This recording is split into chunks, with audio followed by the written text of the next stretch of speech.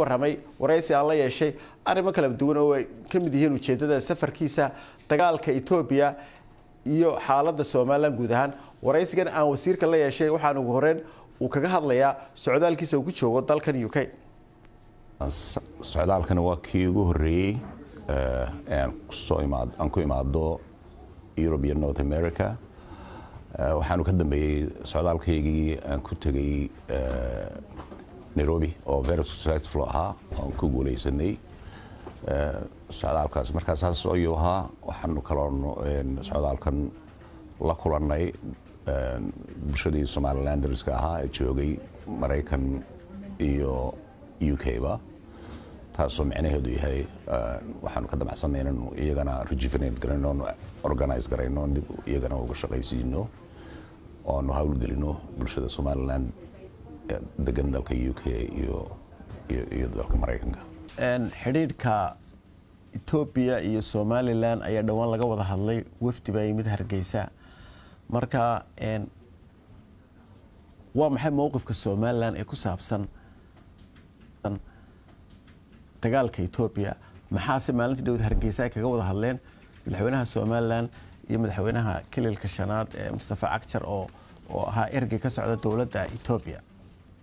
Ethiopia waa dal xiriir aad iyo aad u dheer aan leenahay. Ethiopia waxa weeyaan xiriir dawladooda kaliya ma aha, xiriir ummadeed oo kale ayaa iyaguna annaga iyo Ethiopia dhex yaala. Ethiopia waxa ay tahay dalkii na soo dhaweeyay markii Siyaad Barre uu diyaaradaha ku garaacayay dadka shacabka Somaliland ee Hargeysa iyo dadka nawaaxigeeda. Ethiopia dal aad iyo aad xiriir aan leenahay. waxaanu taageersanay wax wal oo nabadgeliyo dhexdhexaadisa dalka Ethiopia ka socda. annaga mowqifka Somaliland ahaan waxa weeyaan inaanu interfere garayn aanan faragelin siyaasadda gudaha ee Ethiopia. taasoo mowqifka Somaliland yahay. kulley iskaashi baa laga hadlay, nabadgelyada laga hadlay, in la isweydaarsano intelligence-ka iyo ayaa laga wada hadlay. waa xiriirkii caadiga ka dhaxayn jiray Somaliland iyo Ethiopia ayay inta badan ahayd. wax kale oo laakiin weyn oo kale laga hadlay ma jirto. dad badan waxay yidhahdaan Somaliland dawladda weynada Shiinaha ayay iska soo horjeedaan iminka oo xiriir baad la yeelateen Taiwan oo aad ogtay xaaladooda iyo xaaladda dalka Shiinuhu halkay marayso. marka xiriirka aad la yeelateen Taiwan ee u badheedheen maxaa Somaliland ugu jira oo ay ka faa'iideysaa? horta Taiwan waxaanu wadaagnaa waxyaabo fara badan. waxaanu wadaagnaa xorriyadda, waxaanu wadaagnaa dimuqraadiga, waxaanu wadaagnaa freedomka associationka isku imaanshaha iyo freedomka expressionka. waa dal aanu wadaagno at the same time laba dal oo la aqoonsan baanu nahay. laakiin markaad eegto Taiwan waxay u dhigantaa liiga ma ay ku jirtaa ummadaha dunida hore u martay ay ku jirtaa. marka xiriir waxyaabahaas badan noo dhexeeya wada wadaagno. waxa ka mid oo kale economiga inaanu nahay free enterprise, free economy oo aanu xorriyadda dhaqaalaha iyo waxyaabo badan oo ku saabsan xorriyadda ayaan wadaagnaa oo aanay China lahayn runtii.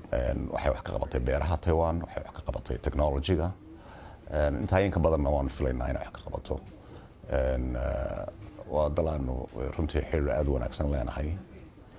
wasiir waxaad ka hadashay intaad wasiirka tahay aad xoogga saari doonto in Somaliland la soo maalgashado oo sharikado caalami ay yimaadaan. waanad aragtay laakiin dad badan baa Somaliland ka cabanaya maalgashigii. Flight Dubai baa ka mid ah, sharikado kale ka mid ah. dad badan baa ka cabanaya in dadkii la soo dhaweynay wadankii maalgashanayay. taas maxaad ka leedahay? sheegay runtii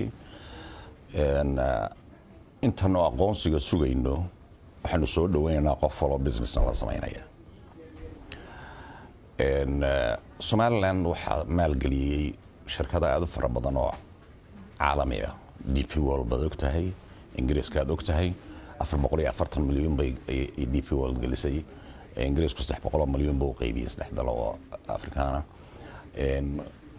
qolo kale Dubai iyaduna gaasta iyo baarisa aad ayaan soo dhaweynaa shirkadaha madaxa bannaan ee shaqooyinka abuuraya ee jira dalka Soomaaliland aad baan soo dhaweynaa kuwaas waa tahay imikana wararka ciyaaraha u gudbaya naadiyada horyaalka Ingiriiska ee Newcastle iyo Norwich City ayaa ku dagaalamaya sidii ay uga badbaadi lahaayeen inay ka baxaan Premiershipka markaas labadaasi naadi ee halka hoose horyaalka kaga jira safka xaqiisa dambe weeyane caawa ay kulmaan haddii ay guuleystaan Norwich waxa ay ka baxayaan diilinta lagaga haro horyaalka balse waxa ku xiran tahay waa haddii Crystal Palace ay Leeds ku tunto caawa gurigooda